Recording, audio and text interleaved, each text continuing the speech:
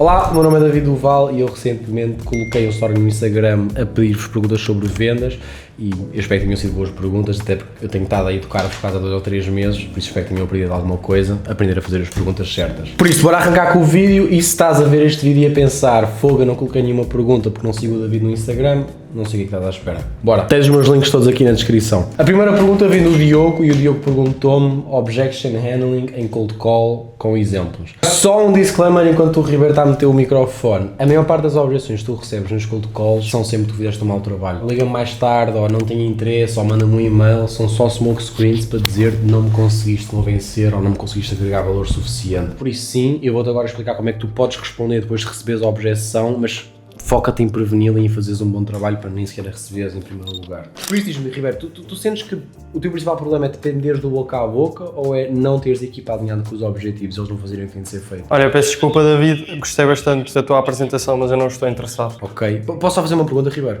Sim, mas eu tenho mesmo que ir embora. E eu também, aliás, tenho uma reunião daqui a 2 minutos, mas por exemplo, quando tu dizes eu não tenho interesse é porque já recebeste várias abordagens destas e basicamente já dizes automaticamente não tenho interesse porque nunca ninguém teve a qualidade para te convencer, ou é porque genuinamente não tens interesse em triplicar as vendas? Não, claro que tenho interesse em triplicar as vendas, mas se não me transmitiste como é que vais conseguir o fazer. Claro, mas imagina, por exemplo, é porque já recebeste várias destas abordagens. Certo. Ok, e diz-me uma coisa, na minha abordagem, o que é que te fez sentir que eu era igual aos outros? O que é que eu fiz aqui com o Ribeiro? Eu fiz basicamente um parent disruptor, ou seja, o Ribeiro nunca estava à espera que alguém lhe dissesse isto numa cold call e eu dei logo stand out. E o Ribeiro não me disse que não tem interesse porque não tem interesse naquilo que eu lhe estou a oferecer, porque toda a gente quer triplicar ou duplicar as suas vendas. É só porque ele está tão farto de receber abordagens destas que ele automaticamente diz eu não estou interessado. E então eu fiz estas perguntas e depois ia fazer mais e já voltei à conversa. Ou seja, ele já estava automaticamente pronto para te sair assim que recebeu a chamada e eu consegui, através de perguntas, voltá-lo a meter no meu script. Por isso, resumindo, quando tu recebes uma objeção em cold calls, é muito mais difícil responder do que quando estás numa sales call, porque a pessoa está a um clique só de sair do pé de ti, ele não está investido na tua conversa. A única coisa que tu tens de conseguir fazer é sempre voltá-los a trazer para a conversa,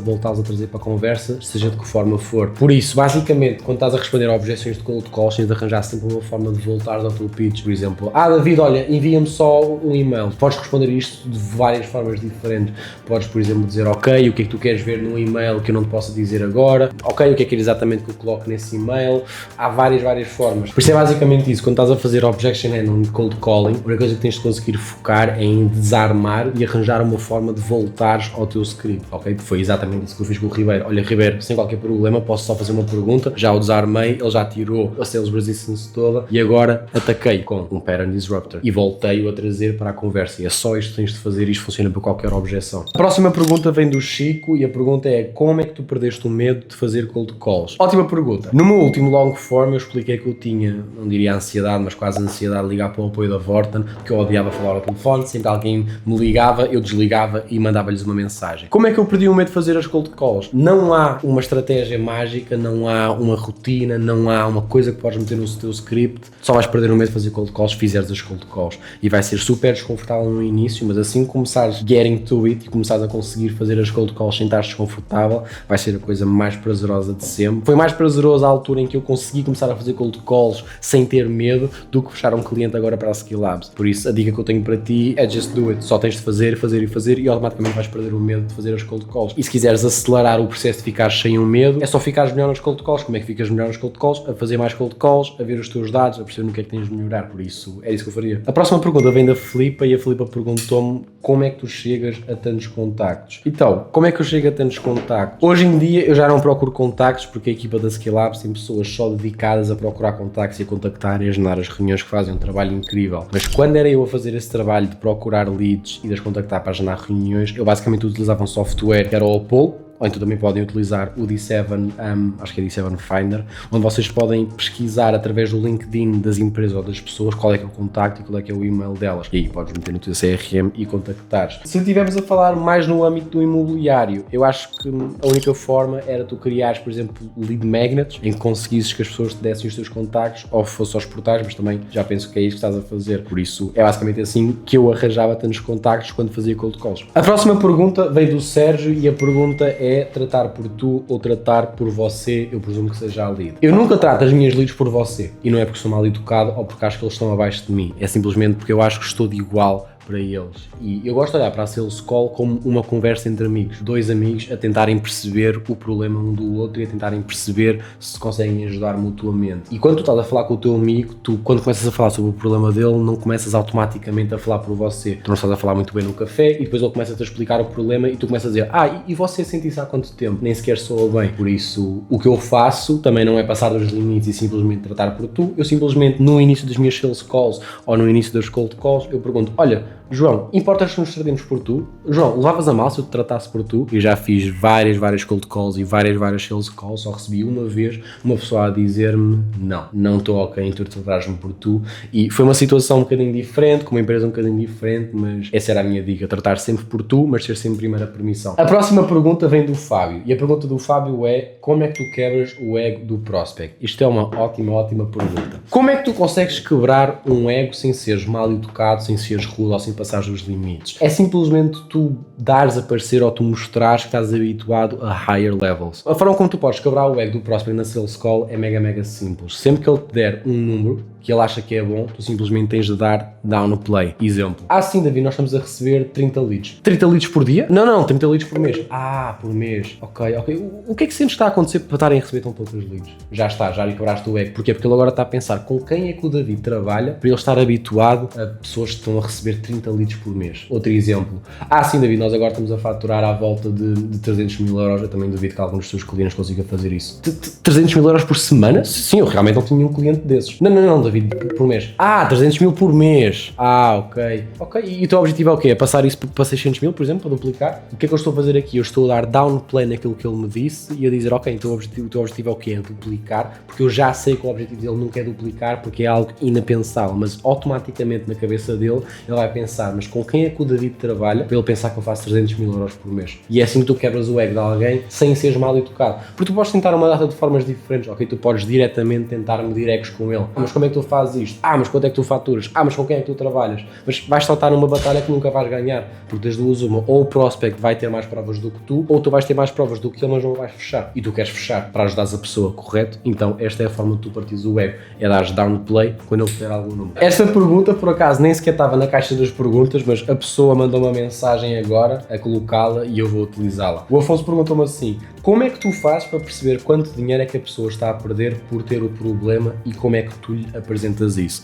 Ótima questão, porque eu falo várias vezes sobre mostrar ao próximo quanto é que ele está a perder, mas nunca vos explico como é que eu faço isso. Ótima questão. A melhor forma de tu fazeres uma pessoa perceber quanto dinheiro é que ela está a perder é ir aos números, ok? E tu tens duas formas de fazer isto. Tu podes fazê-la perceber quanto é que ela está a perder comparado ao que ela podia estar a fazer, certo? Ou seja, ela está a fazer 100 mil, mas podia estar a fazer 200 mil, então ela está a perder 100 mil euros. Isto é o custo da inatividade. Ou então podes ir aos números atuais e fazê-la perceber quanto é que ela está a perder. Que vai quase dar ao mesmo, mas não é a mesma coisa. Ou seja, se tu perguntares a uma pessoa quantas leads é que tens e ela disser eu tenho 100 leads e tu perguntares quantas é que são qualificadas e ela disser eu tenho 20 leads qualificadas, aqui tu automaticamente consegues fazê-la chegar à conclusão que se a equipa está a sentar com 100 leads e só 20 é que são qualificadas, ela está a perder imenso dinheiro com todas as 80 que não são qualificadas, mas que a equipa perde o tempo à mesma a sentar-se com elas, ok? Depois podes simplesmente perguntar qual é que é o teu ticket médio, perguntar quanto é que ele fecha e se ele fechar 10% em 20, ou seja, fechar 2 em 20, simplesmente podes dizer, ok, ou seja, se tu conseguisses ter 40 leads qualificadas nas 100 em vez de 20, fechavas o dobro. E se o ticket médio dele for 10 mil euros, ele em vez de fechar 20 mil euros, estaria a fechar 40 mil euros, ou seja, ele está automaticamente a perder 20 mil euros ao não resolver o problema. E é basicamente assim que tu consegues mostrar à pessoa, olha, tu estás a perder isto, ou olha, tu podias estar a fazer isto. Para terminar a pergunta, tu não lhe apresentas, ele só chega à conclusão sozinho. Antes de passar à próxima pergunta, eu estou a ficar mega feliz porque as perguntas estão cada vez a ficar melhores e isso só mostra que eu realmente vou conseguir passar alguma coisa para vocês e vocês estão sequer a aprender alguma coisa. A próxima pergunta vem do Rodrigo e a pergunta do Rodrigo é: opinião,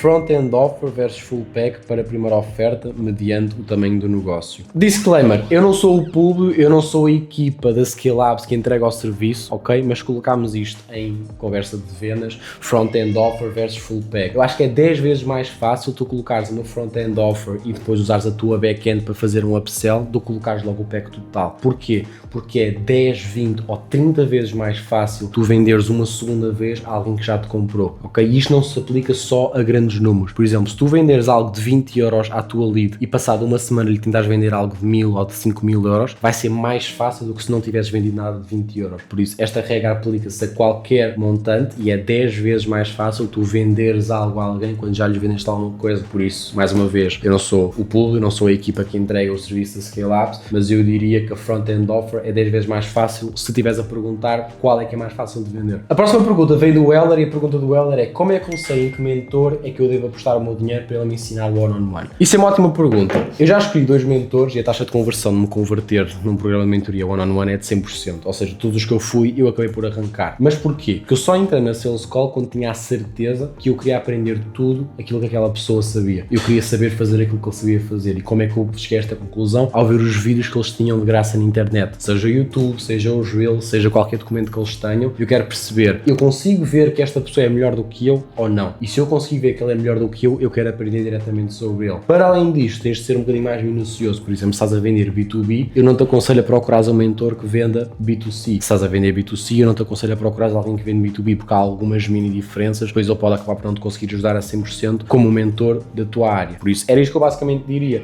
percebe, se sentes que esta pessoa é melhor do que tu, se sentes que queres aprender a fazer o que ele faz e se ele é da mesma área que tu, isso também está no teu budget. Ok, a próxima pergunta é minha, e a minha pergunta para ti é: quando eu acabo de apresentar o serviço e o preço vem depois de apresentar todo o serviço, fica sempre aquele silêncio estranho. E o que é que tu fazes para começar a partir daí a batalhar as objeções? Porque vai haver objeções, e como é que tu fechas esse gap de silêncio? O que é que tu dizes? O que é que tu fazes? Ok, isso é uma ótima pergunta. Porque eu sinto que há muitas pessoas que ficam desconfortáveis com o silêncio nas sales calls, sendo que o silêncio é bom para ti. A forma como acontecem as minhas sales calls no final é literalmente assim: boa, o investimento para trabalharmos lado a lado durante X meses são X mil euros. E eu não falo até ele falar. Porquê? Porque eu sei que ele precisa de tempo primeiro para digerir e eu quero que seja ele a dizer a primeira palavra. Agora, tu dizes-me, David, e se ficar um silêncio de 35 segundos? Ok, se ficar um silêncio de 35 segundos, simplesmente vais dizer, ok? Como é que queres proceder a partir daqui? Mas isso é só se ficares tipo 15, 20 segundos em silêncio. Tu quase nunca queres falar, tu queres que seja sempre o próximo a falar. Por isso, respondendo à pergunta, o que é que eu digo entre a gap em que eu disse o preço e o objection handle? Nada. Deixa que seja a pessoa a falar, ou se demorar muito tempo, então aí tu tens de liderar e dizes como é que queres proceder a partir daqui. E desde o Zuma, ou ele te diz bora arrancar, ou ele te dá a objeção e tu começas a batalhar com ele. O que acabaste de dizer, vem-me outra pergunta, que é: como é que tu fazes para puxar os VAs na reunião em si? Porque eu sinto que quando tu estás a tentar puxar o VA e fazê-lo arrancar na Meet, ele continua-te a dar as mesmas objeções só mesmo para não te dar a confirmação e o VA, ou seja, o Verbal Agreement. E eu quero saber qual é que é o CTA, o que é que tu dizes para puxar o VA ou não? Porque eu quero uma resposta, não quero estar mais uma hora a batalhar para ele continuar a fugir. Eu já estou farto, já estou cansado de estar estas horas todas a dizer a mesma coisa, eu quero é ou sim ou não. Automaticamente, se tu conseguires criar a urgência certa, à partida ele já não vai querer pensar. Mas agora tu dizes, David, nunca te aparece uma objeção que tenho de pensar? Não, aparece-me todos os dias. Como é que tu tens de ultrapassar? A objeção do tenho de pensar nunca é ele tem de pensar. Porque, por exemplo, se tu fores a uma sales call, eles te apresentarem um preço e tu disseres eu tenho de pensar, tu não vais ficar uma semana a pensar na proposta que eles te apresentaram. Tu vais sair da call e já vais ter de tomar a tua decisão. Ok? Por isso é só um smoke screen. Tu tens só de conseguir tirar isso da frente para ele te mostrar realmente o que é que o está a impedir. Ou seja, não é que ele está só a adiar a decisão, é só que ele provavelmente já tem a sua decisão, mas tem medo do confronto direto contigo e não quer estar a dizer, não, eu não quero arrancar, porque depois tu vais começar a dar challenge. Mas porquê? É porque não vês isto, é porque não vês aquilo. Por isso, resumidamente, tens de conseguir tirar isso da frente, da forma mais simples possível. Por exemplo, sem qualquer problema, Ribeiro, eu posso enviar, aliás, um e-mail ou dois com as propostas, podemos falar daqui uma semana ou 2 semanas. Deixa-me só perguntar-te uma coisa: o que é que tu sentes em analisar um bocadinho melhor, só para também poder preparar para a nossa próxima call? E agora ele vai dar a objeção real. Sabes, é que eu tenho sempre de ver isto primeiro com a minha mulher. Sabes, é que isto é muito dinheiro. Sabes, é que eu não tenho este dinheiro. Sabes, é que eu já fiz isto no passado e não funcionou e agora é só ultrapassar essa objeção. Por isso, foca-te em criar urgência e foca-te em perceber que isso não é uma objeção, é só um smoke screen que tu tens de conseguir tirar da frente. Como o Ribeiro me fez estas 2 últimas perguntas, já não há tempo para mais, mas se quiseres mais vídeos como este, comenta aqui em baixo, segue-me, dá like e eu volto a fazer isto no futuro. É isso!